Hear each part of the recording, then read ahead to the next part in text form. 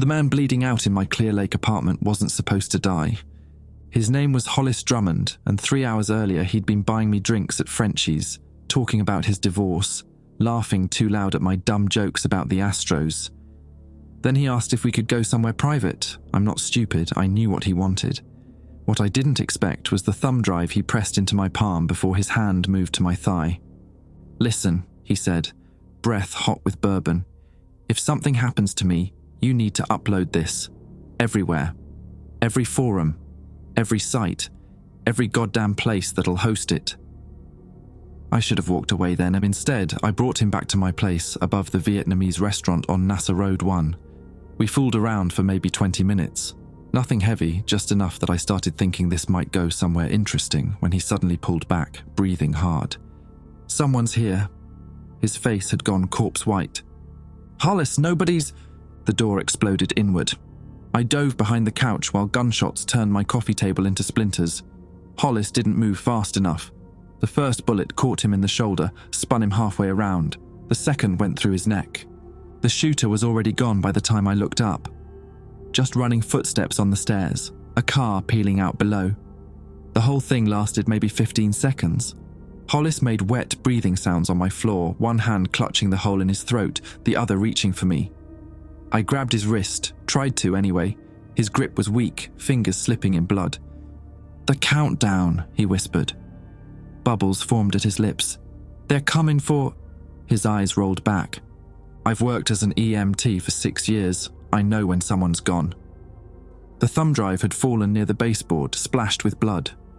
I picked it up with shaking hands, wiped it on my jeans. A label written in Sharpie, Apollo 17, the real transmission. My phone was already dialing 911 when I stopped. Whatever was on this drive, people had just killed for it.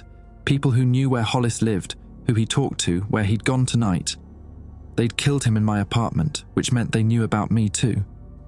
I hung up, grabbed my laptop bag, my spare keys, the envelope of cash I kept hidden in the bathroom, left Hollis on my floor, and went down the fire escape. The drive felt like it weighed 20 pounds in my pocket.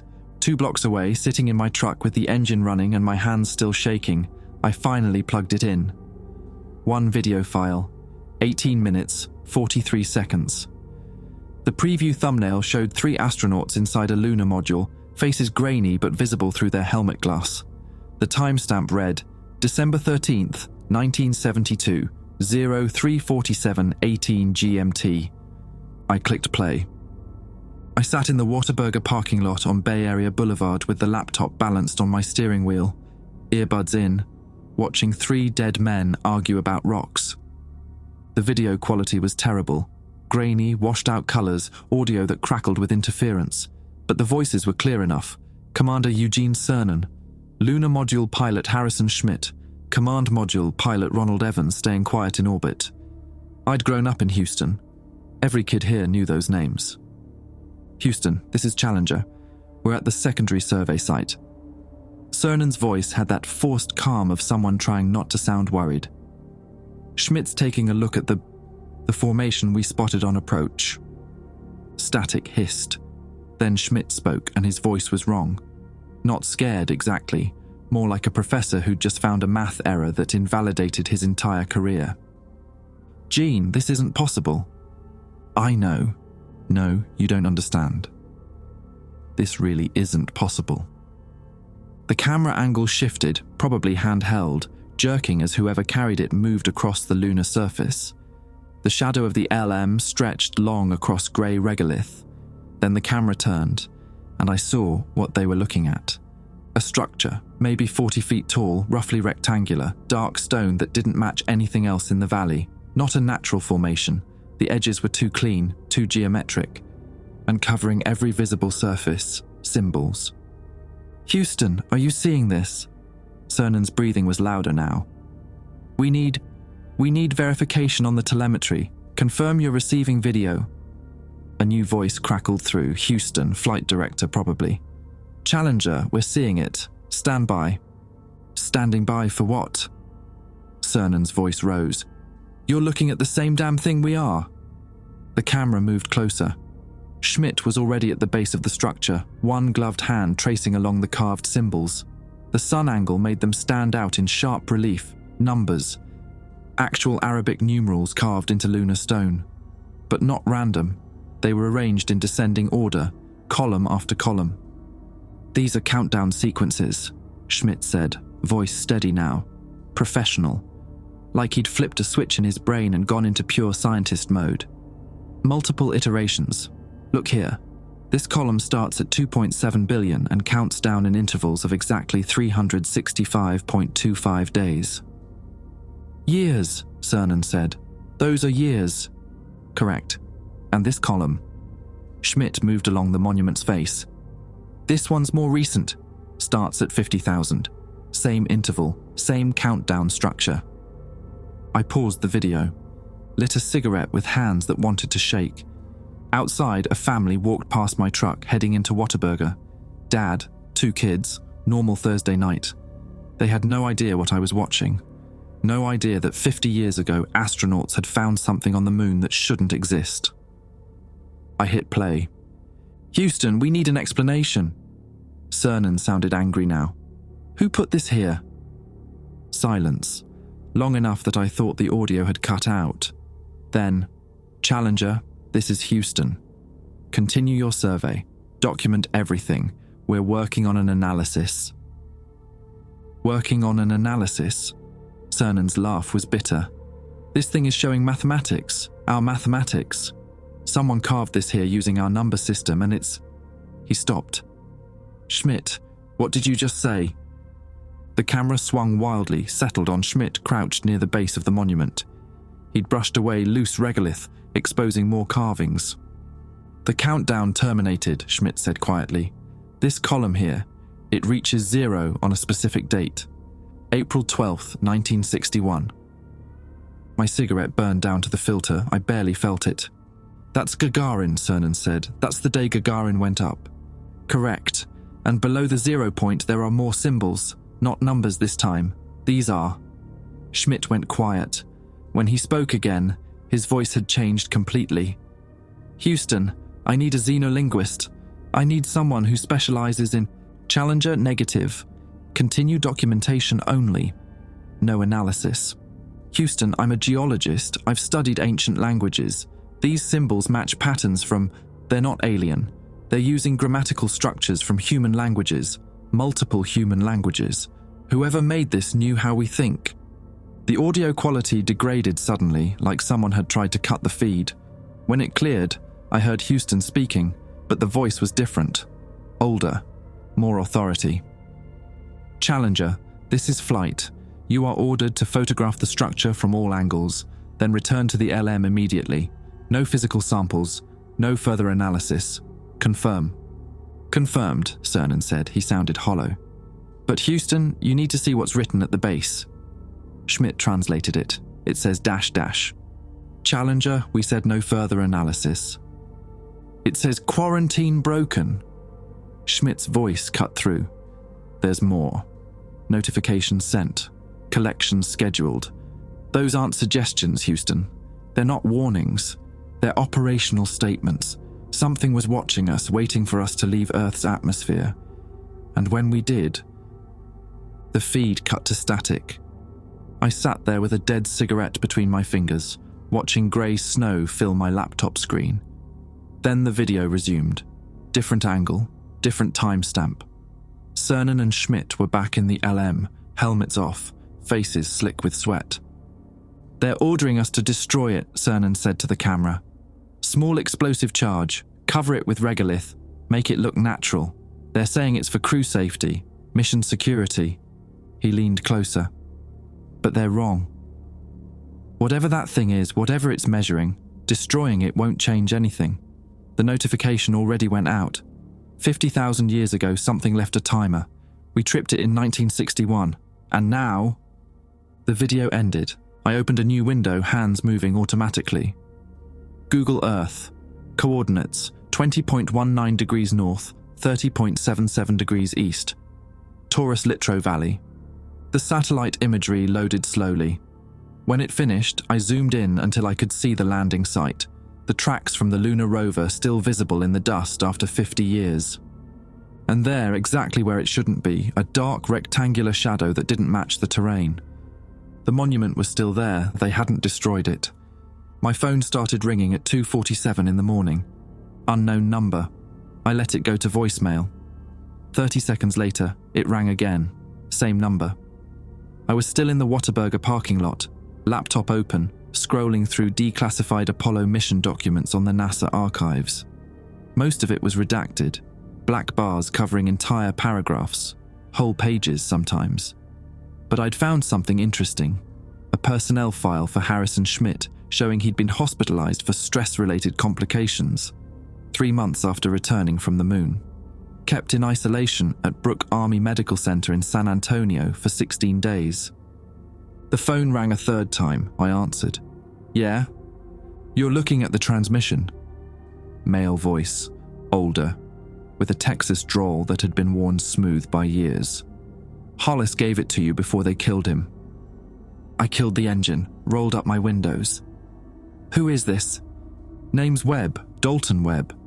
I worked flight dynamics for Apollo 17, been retired 23 years, but some things you don't forget. A pause.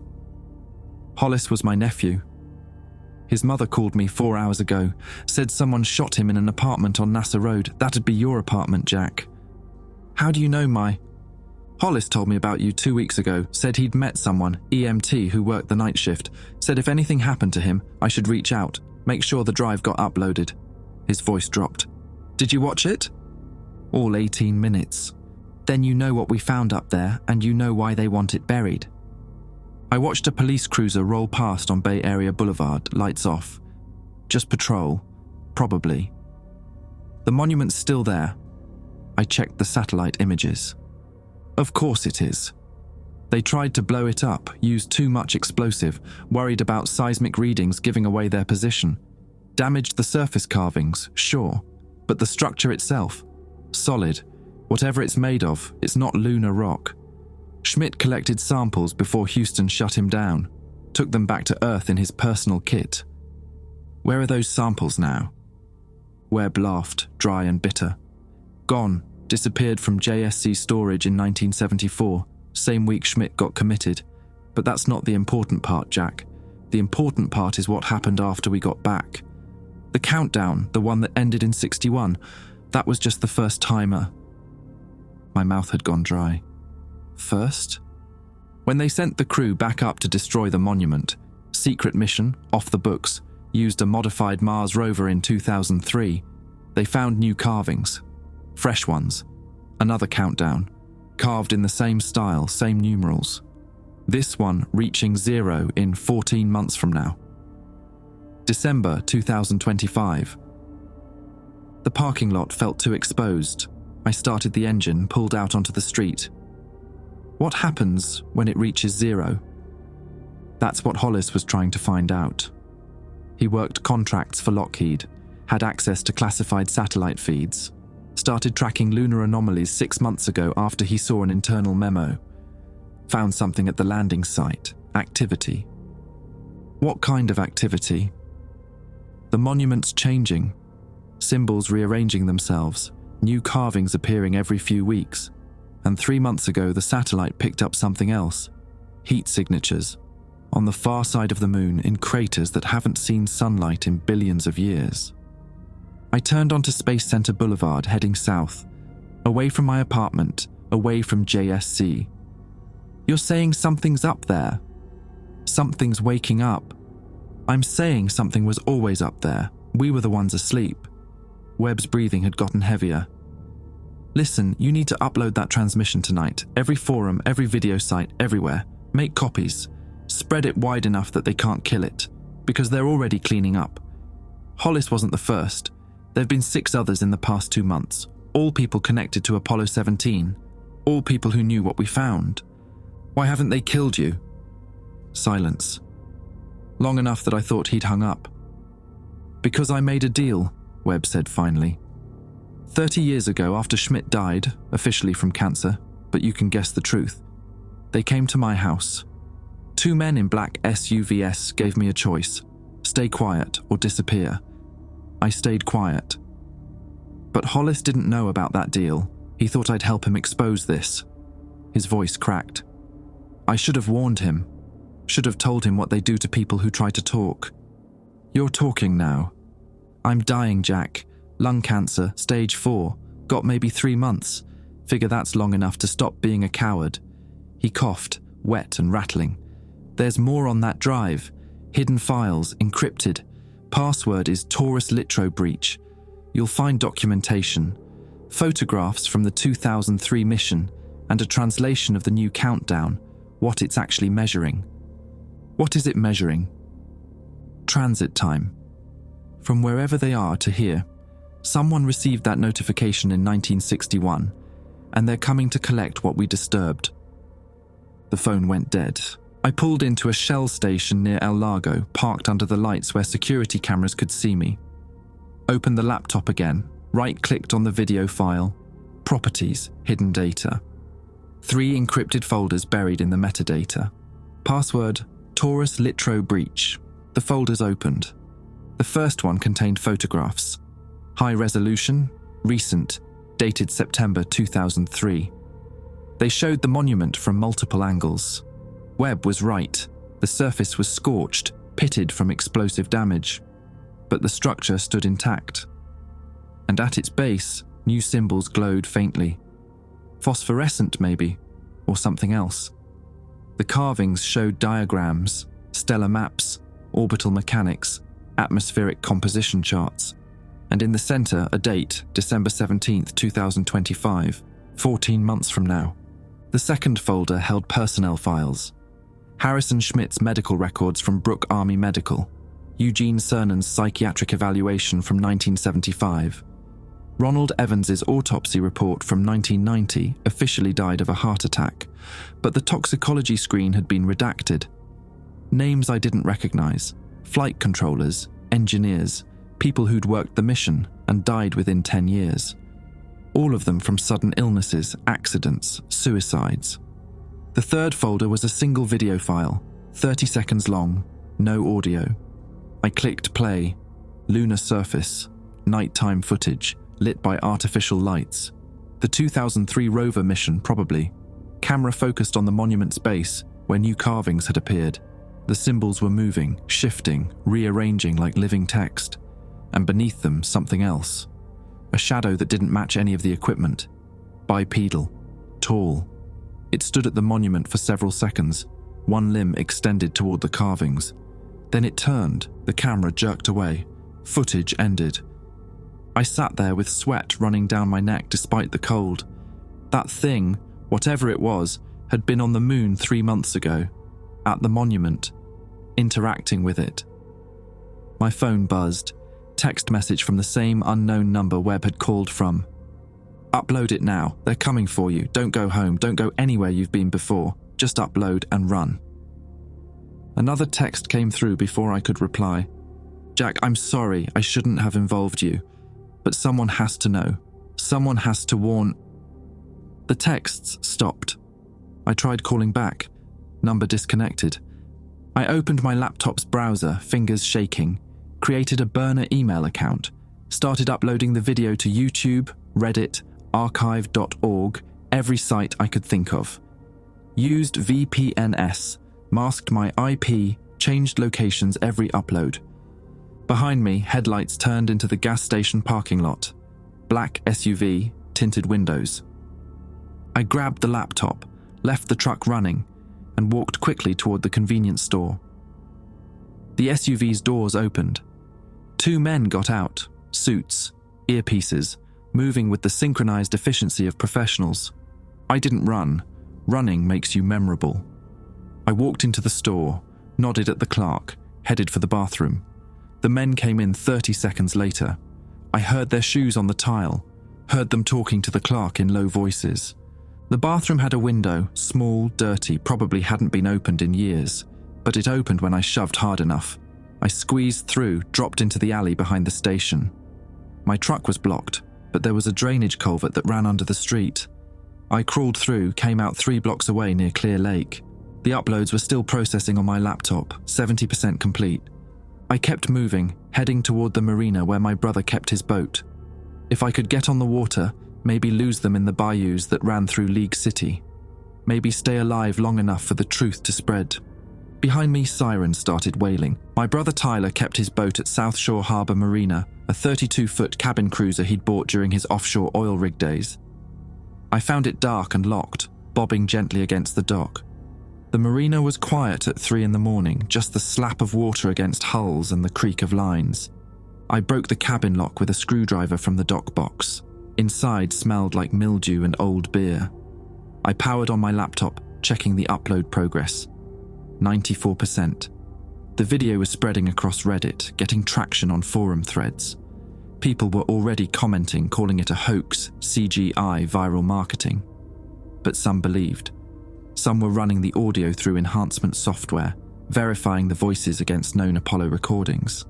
My phone buzzed, Tyler calling. "Jesus Christ, Jack, what did you do?" His voice was rough, scared. "I've got 2 cop cars outside my house. They're asking about you, saying you're wanted for questioning in a homicide. Don't tell them about the boat." "They already know about the boat. They're asking if I've seen you tonight." A pause. "Jack, did you really kill someone?" "No, but someone died because of me." I watched the upload tick to 97%. "Ty, I need you to not answer your door. Stay inside, keep the lights off, and don't..." "They're breaking it down. The front door, they're..." Glass shattered through the phone, shouting, Tyler yelling something about warrants. Then a sound I recognized from 6 years of running emergency calls. A taser discharge. Tyler screaming. The phone hitting the floor. "Tyler," my voice cracked. "Tyler, talk to me." A new voice came on the line. Calm, professional. "Mr. Brennan, this is Agent Vickers with Homeland Security. Your brother is being detained for obstruction. He'll be released once you turn yourself in and surrender the data you stole from classified government servers." I didn't steal anything, it was given to me. By Hollis Drummond, yes, we know. Mr. Drummond violated his security clearance by accessing restricted materials. The video you're currently uploading constitutes a national security threat.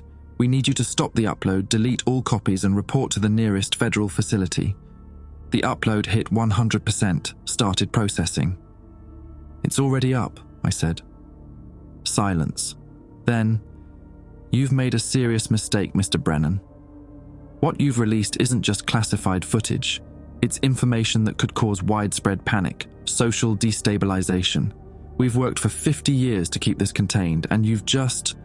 I hung up, powered off the phone, pulled the SIM card and threw it into the marina water. The laptop screen refreshed. The video was live on 5 platforms, already had 3,000 views, comments flooding in, people downloading, re-uploading, sharing. The truth was out there now, spreading faster than they could suppress it. I heard engines approaching, multiple boats running without lights. I unmoored the cabin cruiser, started the engine, and pulled away from the dock. No lights, no navigation, just throttle and instinct. I knew these waters, spent summers fishing with Tyler when we were kids, knew the channels that cut through the marsh between Clear Creek and Galveston Bay. Behind me, searchlights swept across the marina. 2 Coast Guard boats, moving fast. I pushed the cruiser into the shallows where the bigger boats couldn't follow. The hull scraped bottom, lurched sideways. I killed the engine, let the current carry me deeper into the salt grass. The searchlights passed 50 yards to my left, scanning empty water. My laptop chimed, new notification. Someone had replied to one of my Reddit posts. Username, Astronaut Ghost 71. "You uploaded Apollo 17. Good. Now check the live feed from ISS. Something's wrong with the moon." I opened a new window, pulled up NASA's live International Space Station feed. The camera was pointed at Earth, standard view, showing the curve of the planet against black space. But as I watched, the camera angle shifted. Someone was manually controlling it, panning up and right until the moon came into frame. It took me a second to understand what I was seeing. The moon's terminator line, the boundary between day and night, was wrong. There was light where there shouldn't be. Not sunlight. Something else. a pale blue glow emanating from the lunar surface, concentrated in one region. I zoomed in as far as the feed allowed. Taurus Littrow Valley. The monument was glowing. Another notification. Same user. They're coming. Countdown reached threshold. Collect protocol initiated. Check your sky in 30 minutes. Clear weather required. You'll see them entering atmosphere. I looked up through the cabin windshield. Clear night, stars visible despite the light pollution from Houston. And there, just above the horizon, something moved. Not a satellite, too slow, too bright. A streak of light that wasn't following any ballistic trajectory. It curved, adjusted course, moved with purpose. Then another and another. 6 streaks of light descending toward Earth, all coming from the same point in space, from the direction of the moon. My hands were shaking. I pulled up Twitter on the laptop. People were already posting about it. Hundreds of videos from across the country, hell, across the world. The lights were visible everywhere. Descriptions varied. Meteors, satellites, UFOs. But they all agreed on the trajectory. Coming down, coming here. Another message from astronaut Ghost 71. Apollo 17 crew knew this would happen. That's why they were silenced. The monument wasn't built to watch us. It was built to summon them when we reached a certain threshold, when we proved we could leave Earth. Gagarin's flight triggered the notification. Every space mission since has been monitored, counted, and now we've hit their collection quota. I typed back, "Who are you?" The reply came instantly, "Eugene Cernan's son." He told me everything before he died, made me promise to stay quiet. But promises don't matter anymore. Not when you can see them coming. The Coast Guard boats were circling back. I heard helicopters in the distance. They were coordinating, boxing me in. I started the engine again, pushed deeper into the marsh. The hull was scraping constantly now, motor grinding against mud. Then something grabbed the propeller and the engine died. I was stuck. I climbed out onto the deck, laptop under my arm. The water was knee-deep here, warm and brackish. I waded toward the tree line, toward solid ground. Behind me, searchlights found the boat, voices shouting through megaphones, "Federal agents, stay where you are." I didn't stay. The marsh gave way to mudflats, then to a service road that ran parallel to the bay. I was soaked, bleeding from scrapes, but alive. I kept the laptop dry, held it above my head as I ran. A car pulled up alongside me. Old Ford pickup, rusted around the wheel wells. The driver leaned out, older guy, maybe 60, with weathered skin and suspicious eyes. "You're the one who posted the Apollo video," he said. I stopped running. "How do you—" "It's all over the news. They're calling you a terrorist, saying you fabricated classified footage. But I worked at JSC in the 70s. I was there when Schmidt got back. I saw what they did to him." He pushed open the passenger door. "Get in. They're coming." I didn't hesitate. We drove south on Highway 146, past Kemmer, past the refineries that lit up the night with chemical fires. The old man didn't speak, just drove with both hands gripping the wheel. I watched the sky through the windshield. The lights were brighter now, closer, descending over the Gulf. "Where are we going?" I asked. "Galveston. There's a radio telescope at the university. Small one, but it's got a direct feed to JPL. If those things in the sky are what I think they are, we need to document their trajectory. Get real data before the government locks everything down." "What do you think they are?" He glanced at me. "Same thing that built the monument. Same thing that's been watching us for 50,000 years. And now, they're here to collect what we owe them. We don't owe them anything. Tell that to the countdown. Tell that to the crew who found it." His voice dropped. "My name's George Kellerman. I was a flight controller on Apollo 17. After we got back, they made us all sign agreements, classified for life. They said if anyone talked, if anyone revealed what Cernan and Schmidt found up there, it would cause global panic. End of civilization level stuff. You think they were right? I think it doesn't matter anymore." He pointed at the sky. "Look." The lights had stopped descending. They hung motionless above the Gulf, 6 points of brilliance forming a hexagonal pattern. And as I watched, They began to pulse, synchronized, like a beacon or a signal. My laptop chimed again. The video had hit 2 million views. Every major news outlet was covering it now. Scientists were analyzing the footage, calling it authentic. Governments were scrambling to explain. The truth was spreading faster than any containment protocol could stop. And above us, the lights pulsed brighter. George's phone rang. He answered, listened, then his face went white. "That was my daughter," he said. "She's at JSC, says they're evacuating the facility. Everyone's being told to go home, stay indoors.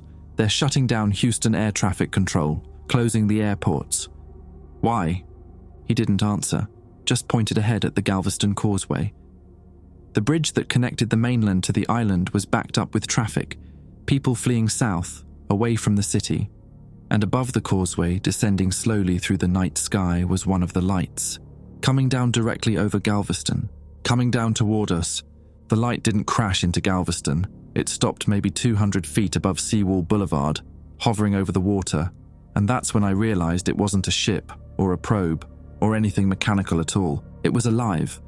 The glow came from within, pulsing like a heartbeat, and the shape kept shifting. Not solid, more like watching something underwater through waves. Tendrils extended down toward the ocean, touching the surface. Where they made contact, the water glowed the same pale blue. George pulled off the causeway approach, parked behind a shuttered bait shop. We were maybe half a mile from the thing, close enough to see, far enough to run if we needed to. "It's sampling," George said.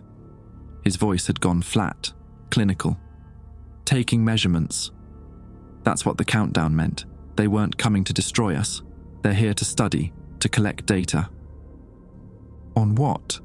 "On us. On what we've become." He pulled out a tablet, started pulling up files. After Apollo 17, I kept digging. Spent years requesting declassified documents through FOIA. Most came back redacted, but I found patterns. Every major evolutionary leap in human history lines up with geological evidence of unusual radiation signatures. 50,000 years ago, right when that first countdown started. 200,000 years ago, 2 million, someone's been watching us evolve, marking milestones. The light pulsed brighter. On the beach below, people stood filming with their phones. Nobody was running. Nobody was screaming. They just watched, mesmerized. "So this is what," I said, "first contact. They're finally revealing themselves?" "No, this is quality control." George turned the tablet toward me. It showed a document from 1973, heavily redacted, but I could make out enough. Project Threshold Assessment, Apollo 17 Secondary Objectives, Quarantine Status Evaluation. "The monument wasn't a warning," George continued. "It was a checkpoint. Think of it like a parent checking if their kid is ready to leave home. Gagarin's flight was the test. Could we leave Earth's atmosphere? Yes. So they sent the notification, started the second countdown, gave us 64 years to see what we'd do with space travel, whether we'd mature or just export our problems. And now they're checking our report card." "Exactly." He pointed at the thing hovering over the water. "That's not an invasion force. It's an inspection team." My laptop chimed. New messages flooding in from the Reddit posts. Someone had run the monument's symbols through linguistic analysis software. The translation that Schmidt gave, "collection scheduled," was wrong, or at least incomplete. The actual phrase was closer to "collection of data scheduled for assessment and determination." Determination of what? Another message, this one from a university professor in Maryland. "I've studied the monument photos. The symbols below the expired countdown aren't just operational statements, they're test criteria, measuring technological advancement, resource management, conflict resolution, environmental stewardship. We're being graded." I felt sick. "What happens if we fail?" George didn't answer. He was staring at his phone, face pale. "They're landing everywhere. Tokyo, London, Mumbai, Sao Paulo. 47 sites worldwide, all coastal, all hovering over water." He looked up at me. "They're sampling the oceans, checking pollution levels, temperature changes, acidity. They're measuring what we've done to the planet. The thing over Galveston pulsed again, the tendrils withdrew from the water, and I swear I heard something, not sound exactly, more like a frequency that made my teeth ache despite trying not to use that phrase. Then it started moving inland. People on the beach finally started running. The thing drifted over Seawall Boulevard, over the historic district, stopping above the University of Texas Marine Biology building. More tendrils extended down, passing through walls like they weren't there. Lights inside the building flickered and died. It's accessing their data, George said. Research archives, climate records, marine life surveys. His hands were shaking. They're not just looking at what we've built. They're examining what we've destroyed. My phone, the burner I'd bought at a gas station, started ringing. Unknown number. I almost didn't answer, but something made me. Jack Brennan. A different voice this time, younger, scared. My name is David Schmidt. My father was Harrison Schmidt, the geologist on Apollo 17. I need to tell you something he made me promise to keep secret. Your father's dead. I know. Died in 2017. Officially from natural causes, but 3 days before he passed, he was visited by 2 men in government vehicles. They talked for 6 hours. When they left, Dad called me, told me everything. David's breathing was ragged. The monument, Dad translated more than what's in the official reports. There were instructions carved into the back face, a message for humanity written in a combination of ancient Sumerian and mathematical notation. He spent 40 years trying to decode it fully. What did it say? It said we were an experiment. That 50,000 years ago, something changed us, accelerated our evolution, gave us language, abstract thinking, technology. They wanted to see what we'd do with it, whether we'd use intelligence to survive or destroy ourselves and everything around us. The thing moved again, floating toward downtown Galveston. Everywhere it passed, electronics died, cars stopped, streetlights went dark, but it wasn't attacking, just observing, recording. Dad figured out the assessment criteria, David continued. It's a simple pass-fail. Have we proven capable of leaving our world without destroying it? Have we developed the wisdom to match our technology? Because if we haven't, if we're just going to spread like a virus across the solar system, consuming and destroying, then they stop us here. Stop us how? Silence. Then, the monument has a third function. If the assessment determines humanity failed, it activates, sends a signal that triggers every nuclear warhead on Earth simultaneously. Instant extinction, clean slate. They wait another 50,000 years and try again with whatever evolves next. My hands had gone numb. That's insane, they can't just... They've done it before. Dad found evidence in the geological record. 3 previous attempts at accelerated evolution on Earth. 3 previous failures. We're the 4th try. David's voice cracked. And based on what they're measuring right now, the climate data, the weapon stockpiles, the wars, the pollution, we're failing the test. George had heard everything through the speakerphone. He looked at me with hollow eyes. We have maybe 12 hours before they finish the assessment. That's what astronaut Ghost 71 was trying to tell you. Eugene Cernan figured it out before he died. Tried to warn people, but nobody would listen. So what do we do? We can't change what we've done to the planet, George said. Can't undo 60 years of nuclear proliferation and environmental destruction. But we can maybe change the context. Show them we know we failed, that we're trying to fix it. How? He pulled up a map on his tablet, showed a location in West Texas. There's a facility near Fort Stockton, deep underground, built in the 80s as a nuclear command bunker, but it's been repurposed. Some scientists have been working on something called the Archive Project, collecting human knowledge, art, history, warnings for future generations. If we can access their transmission equipment, broadcast a message to the monument, they'll just ignore it. Maybe. Or maybe they'll see that some of us understand what we've done wrong, that we're capable of learning. George started the truck. It's an 8-hour drive. We need to move now. I looked back at the thing hovering over Galveston. More had appeared in the sky, dozens of them scattered across the horizon, all glowing, all collecting data, all judging us. "What if we're already too late?" I said. "Then we die trying to prove we deserved another chance." George pulled onto the highway, heading west, away from the coast, away from the lights. Behind us, the things began to pulse in unison, a pattern forming, a decision being made. We had until dawn. We made it to Kerrville before the roads became impassable. The highway out of Houston had been chaos, families fleeing inland, emergency vehicles heading the opposite direction, abandoned cars blocking lanes. But George drove like he'd done this before, taking farm roads and service routes that bypassed the gridlock. We stopped once for gas outside Flatonia, and I saw them in the sky. 30, maybe 40 of those things now, spread across the horizon like a constellation of judgment. The sun came up somewhere near Junction. George hadn't spoken in 3 hours, just drove, jaw clenched, eyes fixed on the road. I'd tried calling David Schmidt back twice, no answer. Tried reaching my brother, voicemail. The cell networks were overloaded, probably. "Tell me about the archive project," I said, needing to break the silence. George flexed his hands on the steering wheel. Started in 1987, small group of scientists who saw the writing on the wall. Nuclear escalation, climate change, species extinction. They wanted to preserve something for whatever came after us. Built a facility 200 feet underground, shielded against electromagnetic pulses, stocked with seeds, DNA samples, hard drives full of human knowledge. A time capsule.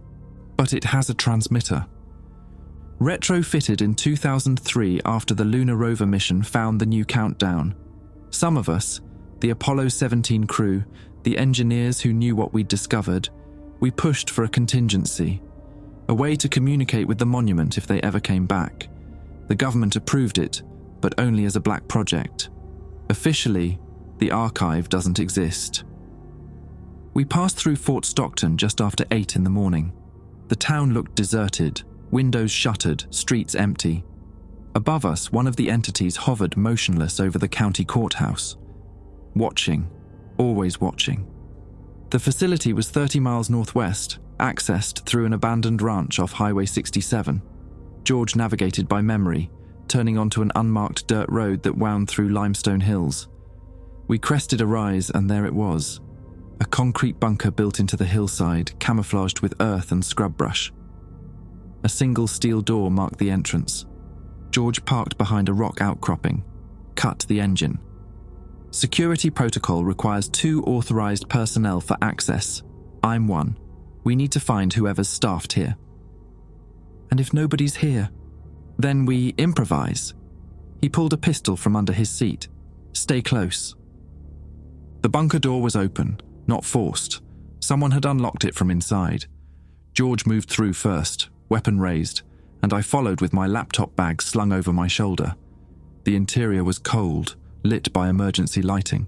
Concrete walls lined with cables and ventilation ducts. Everything hummed with electrical current. We descended 3 flights of stairs, following signs towards central operations.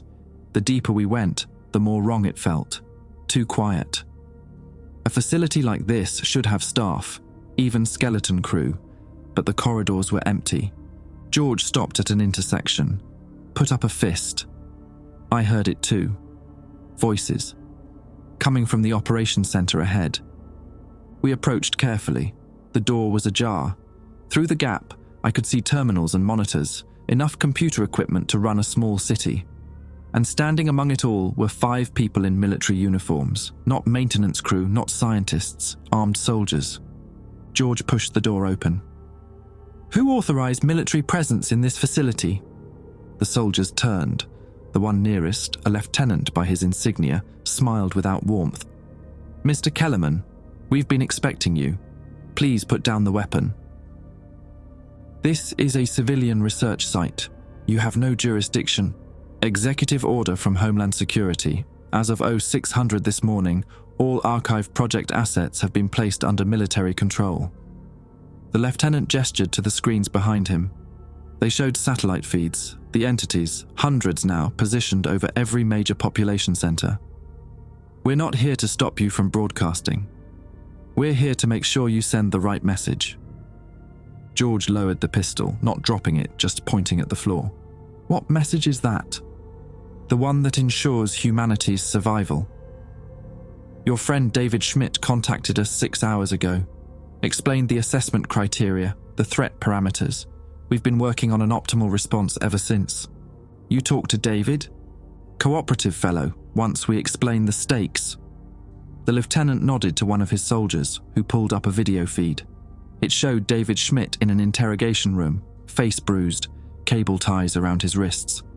He gave us everything his father discovered. All the translations, all the contingencies. Very helpful.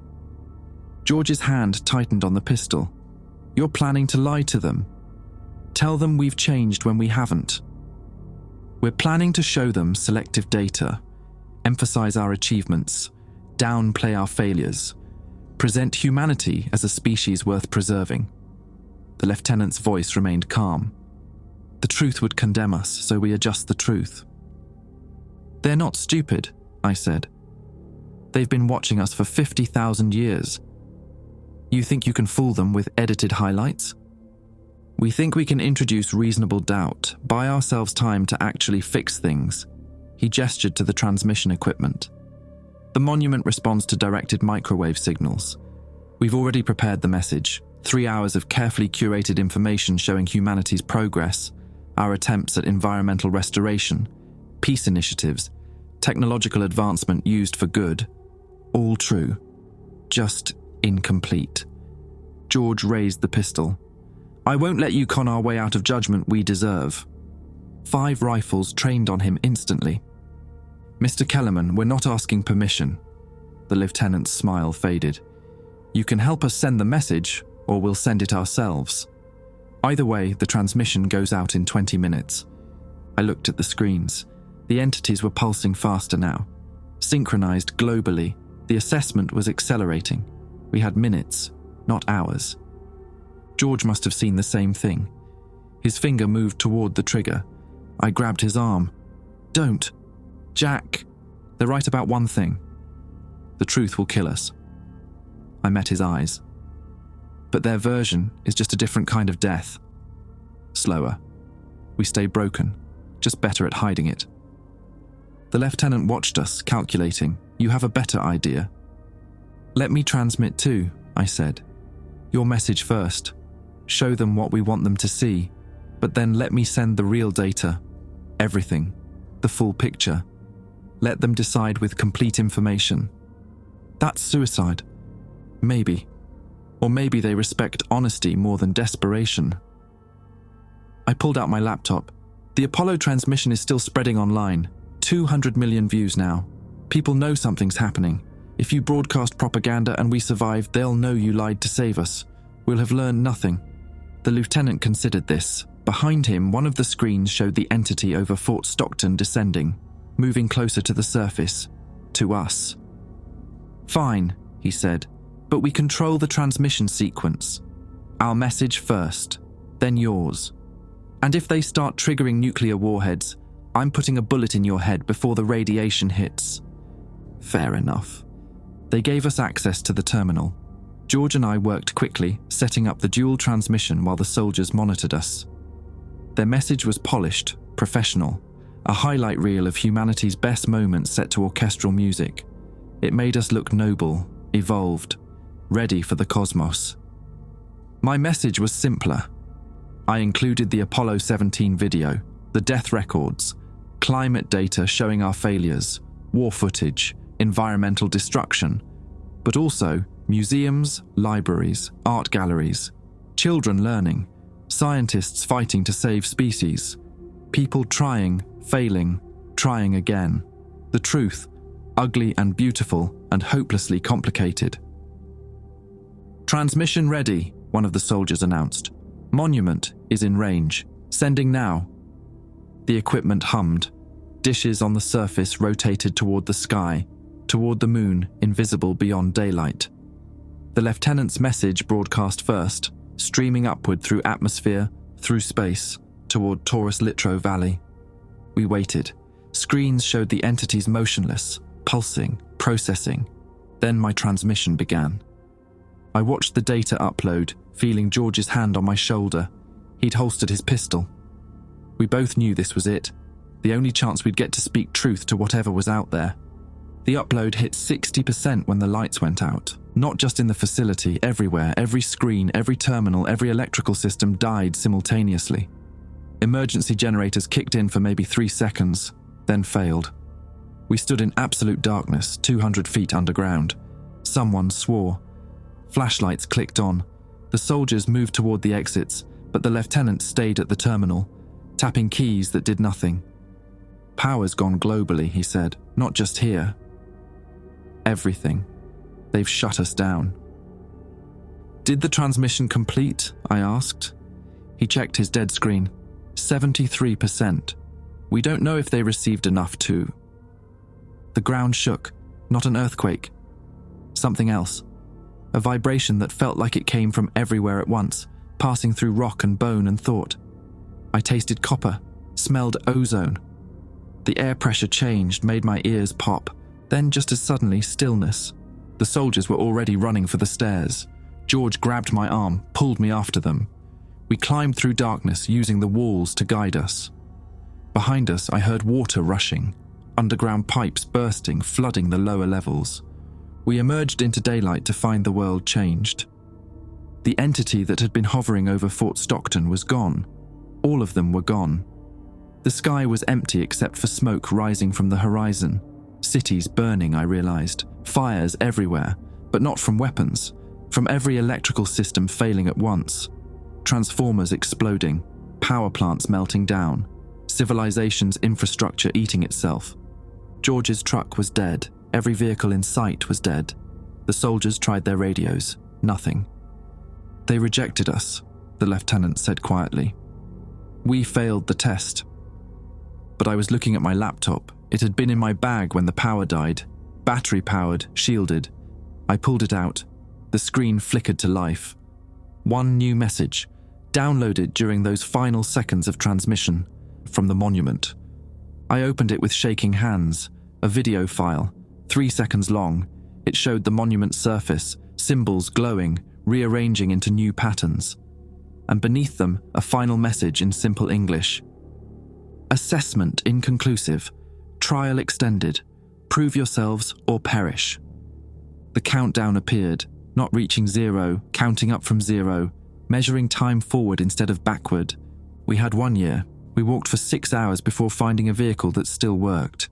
The electromagnetic pulse, or whatever they'd used to shut down the grid, had fried anything with modern electronics. Cars built after the mid-90s were dead. But in a barn outside McCamey, we found a 1978 Chevy pickup that started on the 3rd try. The owner was sitting on his porch with a shotgun across his lap, watching the smoke rise from Midland. "Take it," he said when George explained what we needed. "Won't do me any good when the food runs out." We drove east through a world that was falling apart faster than I'd imagined possible. Towns that ran on electricity, which meant all of them, were already descending into chaos. Water pumps didn't work. Refrigeration had failed. Traffic lights were dead, causing accidents at every intersection.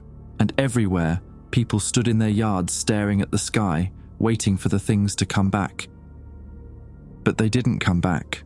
They'd made their judgment and left us to deal with the consequences. George hadn't spoken since we'd left Fort Stockton. He drove mechanically, hands white-knuckled on the wheel. Finally, somewhere past San Angelo, he pulled over. "I had a daughter," he said, not looking at me, staring through the windshield at empty highway. "Sarah. She was 7 when Apollo 17 launched. Used to draw pictures of the moon, hang them on her walls. After we got back, after I signed the classified agreements and buried what we'd found, she asked me what it was like up there. What we'd seen." His voice cracked. I lied to her. Said it was beautiful, empty, dead, everything we expected. He wiped his eyes with the back of his hand.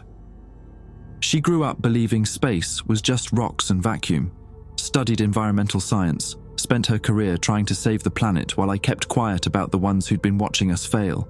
She died 3 years ago, cancer from working in contaminated wetlands. He finally looked at me. I could have told her the truth. Could have warned her that we were being tested, that everything mattered. But I was too much of a coward. You were trying to protect people.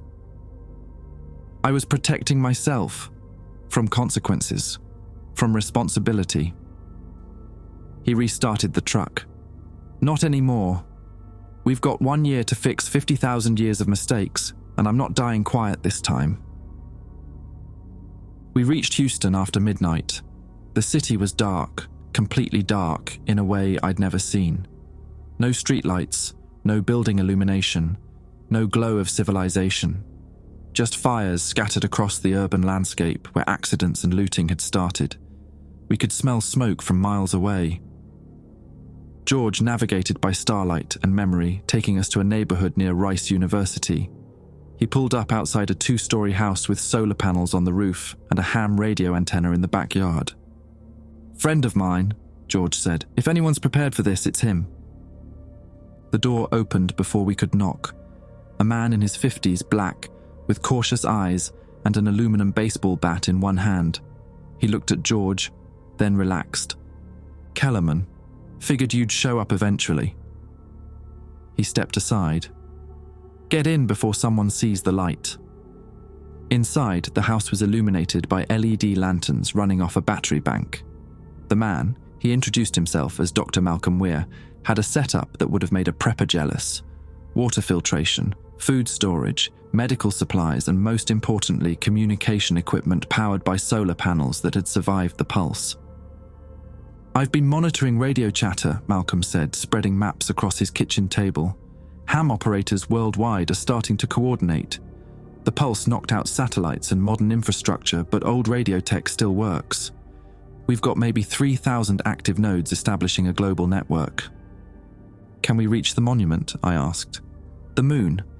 Maybe. If we boost the signal, use multiple relay points." Malcolm tapped the map. "There's a radio telescope outside Marfa, not as sophisticated as what you had at Fort Stockton, but it's analog, built in the 60s, might have survived." George leaned over the map. "That's 200 miles through territory that's going to be lawless within a week. Then we move fast." Malcolm pulled out a backpack, started loading supplies. "I've been waiting 40 years for someone to admit what we found on Apollo 17. Now that it's out, now that we know what's at stake, we don't get to sit back and hope someone else fixes it." I opened my laptop, still running on battery, down to 18%. The message from the monument was still there. "Assessment inconclusive. Trial extended. 1 year to prove ourselves." But prove what exactly? That we could stop polluting, end wars, undo decades of damage. "It's impossible," I said. "Even if every person on Earth changed overnight, we couldn't reverse the harm we've done in 12 months. "They know that." Malcolm closed his backpack. "The assessment isn't about perfection. It's about trajectory. Whether we're heading towards sustainability or extinction. Whether we're learning or repeating mistakes." He looked at both of us. "We can't fix the planet in a year, but we can show them we're trying." We left at dawn. 3 of us in the old Chevy, heading west with enough fuel to maybe reach Marfa if we were lucky. The highways were already clogged with refugees, people fleeing the cities as food and water ran out. We passed checkpoints where local police had set up roadblocks, demanding bribes for passage. Saw bodies on the roadside, humanity adapting to crisis the way it always had, some helping, some praying. Near Junction, we stopped to help a family whose van had broken down. Mother, father, 2 kids. They'd been trying to reach relatives in New Mexico. George gave them water from our supply, told them about Malcolm's house in Houston, gave them the address, said there were others there who could help. The father grabbed George's hand. "Thank you." We thought everyone had gone crazy. "Some have," George said, "but not everyone. Remember that." We reached Marfa just after sunset on the second day. The radio telescope stood on a mesa outside town, a massive dish pointed at the sky, rusted but intact, and surrounded by a chain-link fence with armed guards. "Private property," one of them shouted as we approached. "Turn around." George got out of the truck, hands visible. "I'm George Kellerman. I worked Apollo 17. I need to use this equipment to contact the lunar monument." The guard lowered his rifle slightly. "You're the one who leaked the transmission."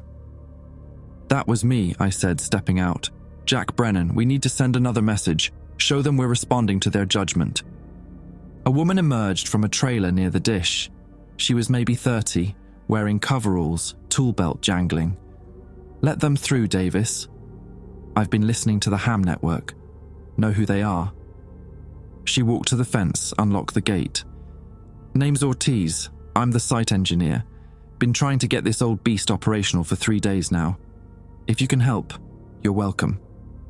We worked through the night. The dish's motors were dead, but we could aim it manually using block and tackle. The transmission equipment was mostly analog, vacuum tubes and copper wiring that had survived the pulse. Malcolm and I wired my laptop into the system, creating a digital to analog converter using parts scavenged from the trailer. George coordinated with ham operators worldwide, setting up the relay network, getting them to boost our signal, amplify it across multiple frequencies until it was strong enough to reach the moon. "We're ready," Malcolm said around 3 in the morning. "But Jack, we need to decide what we're sending. We've got one shot at this. What message changes their minds?" I thought about Hollis dying in my apartment, Tyler getting tasered by federal agents, George's daughter working herself to death trying to save a world that nobody told her was being graded, all the people who'd suffered because we'd kept the truth buried for 50 years. "We tell them we're done lying," I said, "to them and to ourselves." I recorded a 10-minute message, nothing polished, no propaganda. Just the truth. Yes, we've failed in almost every measurable way. Yes, we've poisoned our world and built weapons that could destroy it. But we're trying to fix it now. The power grid failing might be the best thing that ever happened to us, forcing us to rebuild from scratch, forcing us to confront what we've done. We can't promise we'll succeed, but we're asking for the chance to try. I added footage from the past 3 days, people helping strangers, communities organizing to share resources, scientists coordinating through ham radio to preserve knowledge, humanity at its worst and its best, tangled together like it always had been. "Sending now," Malcolm said. The dish hummed with power drawn from a diesel generator. The transmission climbed through atmosphere, bounced off relay points, amplified and repeated until it punched through space toward Taurus Littrow Valley. We waited. No response came. But as dawn broke over the Texas desert, something changed. My laptop, down to 3% battery, chimed. New data downloading, not a message this time. Instructions, a list of coordinates, 47 locations worldwide where the entities had positioned themselves, and beneath each coordinate, specific environmental restoration tasks, not demands, suggestions, showing us where to start. George looked at the screen, then at me. "They're giving us homework." "They're giving us a chance," I said. The laptop died. But I'd memorized the first coordinates, 29.5 degrees north, 95 degrees west. Houston, my home. Where the journey had started. We had work to do. The work killed George Kellerman on day 247. We'd been back in Houston for 8 months by then, organizing the restoration effort at the coordinates they'd given us. A chemical plant site in Pasadena that had been leaching toxins into Galveston Bay for 60 years. Without electricity, the cleanup was brutal. Manual excavation, hand-pumping contaminated soil, filtering water through systems we'd built from salvaged parts. George collapsed while hauling a drum of sludge, just dropped in the mud, clutching his chest. We got him to Malcolm's place, but without modern medicine, without working hospitals, there was nothing to do but make him comfortable. "Did we move the needle?" he asked me that night. His breathing was shallow, skin grey. Did any of this matter? I showed him the ham radio reports, 47 sites worldwide, all working similar projects, Tokyo Bay cleanup, Amazon reforestation, coral reef restoration in Australia, people cooperating across borders in ways they never had before, not because governments ordered it, but because they'd seen the truth and chose to respond. "It matters," I said. He died an hour later, holding a photograph of his daughter. We buried him near the chemical plant, marked the grave with a piece of titanium salvaged from a failed lunar lander mock-up at JSC. seemed fitting. The man who'd helped put boots on the moon, now feeding soil that might someday heal. The work continued. Malcolm took over coordinating the Houston site. More volunteers arrived every week, people who'd seen the Apollo transmission, who understood what was at stake. We built a community around the restoration work. Shared food, shared labor, shared the understanding that we were being watched, because they were still up there, the monument, waiting. On day 315, I received a message through the ham network. David Schmidt had been released from military custody. He was alive, damaged, but working at one of the other coordinate sites in Nevada. He'd translated more symbols from photographs taken during the 2003 mission.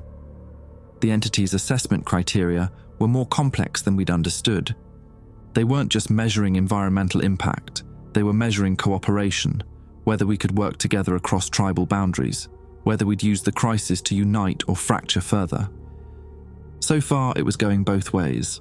Some communities had banded together, sharing resources, organizing restoration work. Others had turned insular, hoarding supplies, attacking outsiders. The assessment would factor in both. Average our behavior like a grade point average across the entire species. Day 351, 3 weeks before the year ended. Malcolm called me to the radio room. His hands were shaking as he tuned the receiver.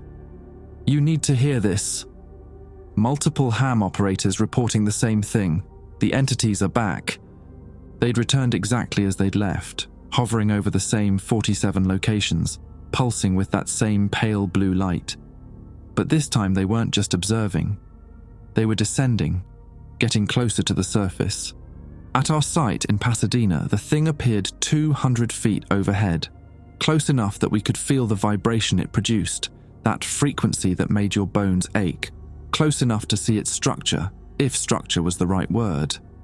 It looked more like compressed energy, reality folded into impossible geometries that hurt to perceive. Work stopped. Everyone stood in the mud, staring up at judgment made manifest. Then it extended a tendril down, not touching anything physical, just passing through air, through people, like a ghost. Where it passed, I felt something probe my thoughts.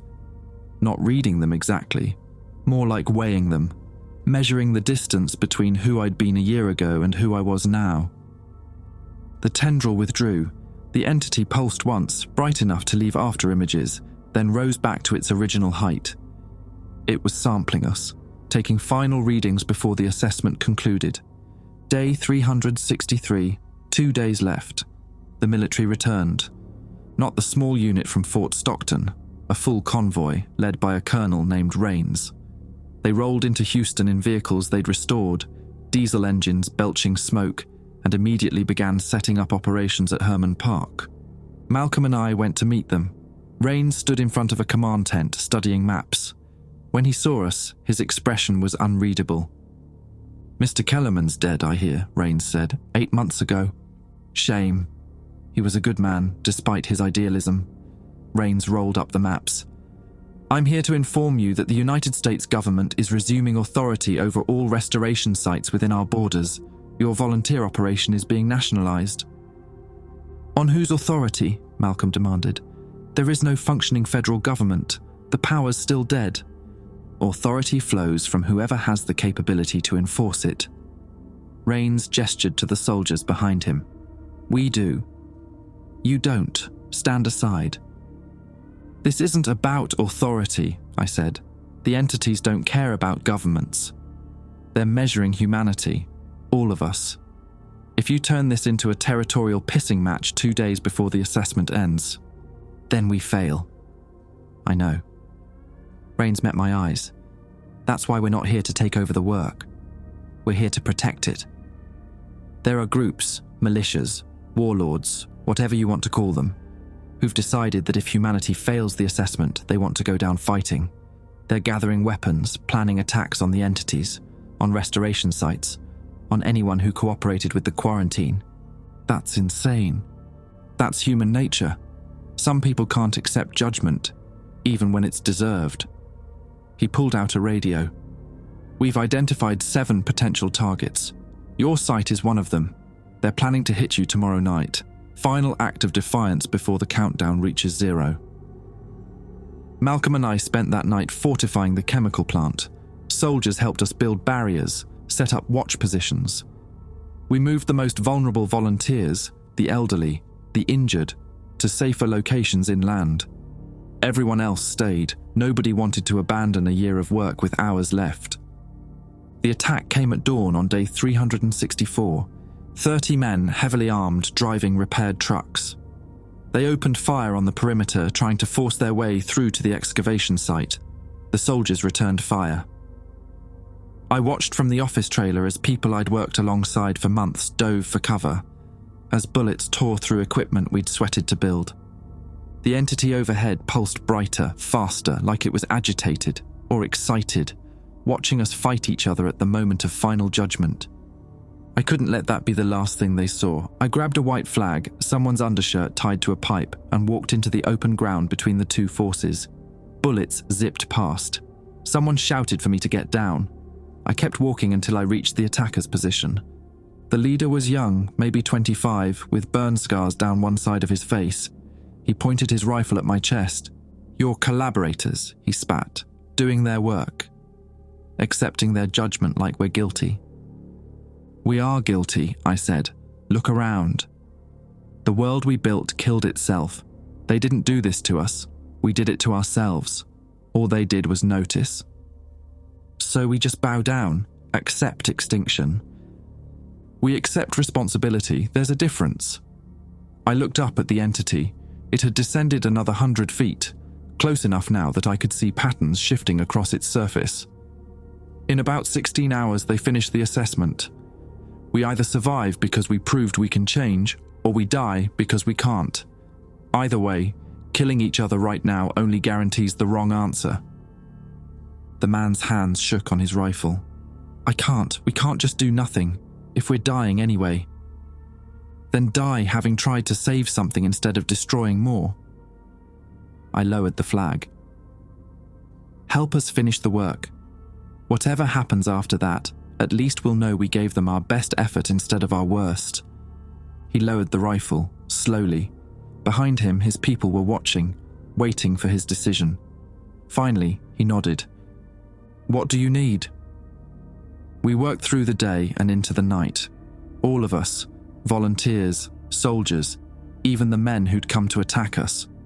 We finished the excavation, laid down the final layers of filtration medium, diverted the last contaminated runoff channels. By midnight, the site was clean. Not perfect, not pristine, but measurably better than it had been a year ago. The entity descended to 50 feet above us. We stood in its light, exhausted, covered in chemical mud, and waited. Around the world, the same scene played out at 46 other locations. Millions of people holding their breath, watching the entities descend. The countdown reached zero at 3:47:18 GMT, December 13th, 2025, exactly 53 years after Apollo 17 had found the monument. The entities pulsed once, twice, a third time. Then they began to rise, not leaving, just retreating to higher altitude. And as they climbed, something changed in the sky. The stars shifted, not moving, transforming, new patterns forming that I'd never seen before, constellations that shouldn't exist. My dead laptop, abandoned in the trailer, suddenly glowed with power. I grabbed it, found one new file, a star map, and beneath it, translated text. Assessment status, marginal pass. Species demonstrates adequate capacity for self-correction and cooperative behavior. Quarantine protocols modified. Observers will remain in position. Reassessment scheduled in 50 years. Continued progress required to maintain passing status. Not salvation, not damnation, something in between, a probationary period. Malcolm started laughing, not from joy, from exhaustion and disbelief and the sheer absurdity of it. We're being graded on a curve. Above us, the entity stabilized at 2,000 feet. A permanent presence. A permanent reminder that we were still being watched. And maybe that was what we needed. Someone looking over our shoulder, someone holding us accountable. I looked at the people around me, tired, dirty, human in every messy sense, and thought about George, about Hollis, about everyone who died to get us here. We'd earned another chance. Now we had to prove it wasn't wasted. The thing about living under permanent surveillance is that eventually it becomes normal. I'm sitting in what used to be the chemical plant break room, now converted into a community centre, watching kids play soccer on ground that was toxic waste 8 years ago. The grass grows thick here now. We tested it last month, clean enough to eat, though nobody does.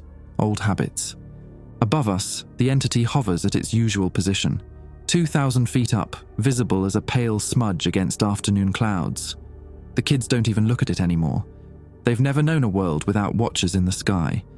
Malcolm walks in carrying a radio transceiver, the kind we've gotten good at building from scrap. "Jack, you need to hear this.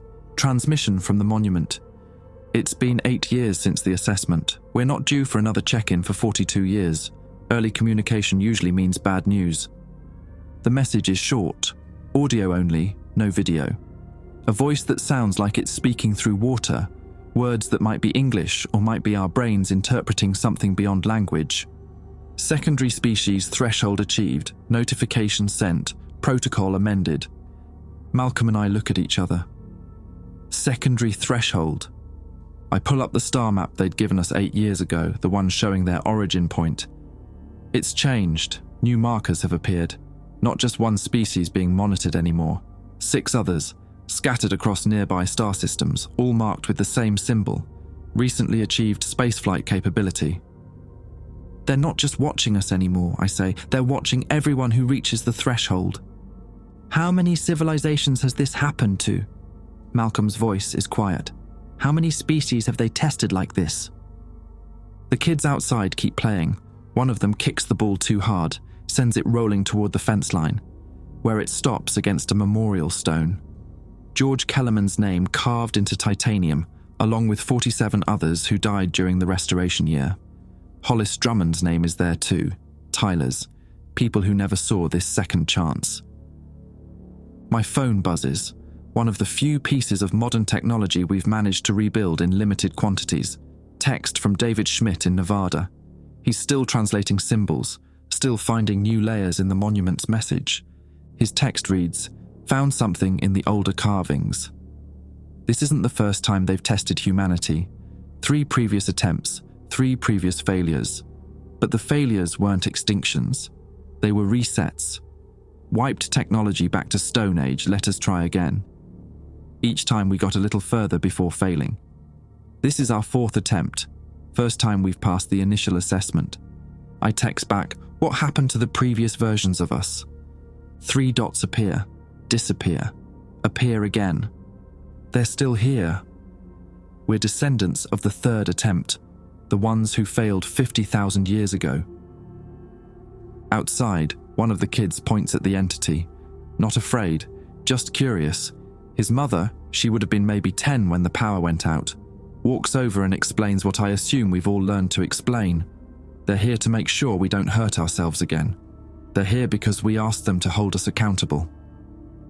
The ball game resumes. Life continues under watchful eyes.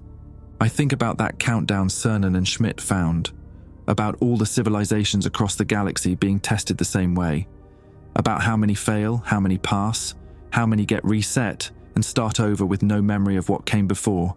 We got lucky. We got caught right at the edge, right when we were about to tip into irreversible catastrophe. Some civilizations probably don't get that chance. They destroy themselves before the monitors can intervene. Malcolm turns off the radio. "You think we'll pass the next assessment?" I watch the kids playing on clean ground under an entity that could trigger our extinction with a thought. Watch people working together because they finally understand the stakes. "I think we'll try," I say. "That's all they're asking for." The entity pulses once, not threatening, not approving, just acknowledging, still watching. Always watching. And maybe that's the only thing keeping us honest.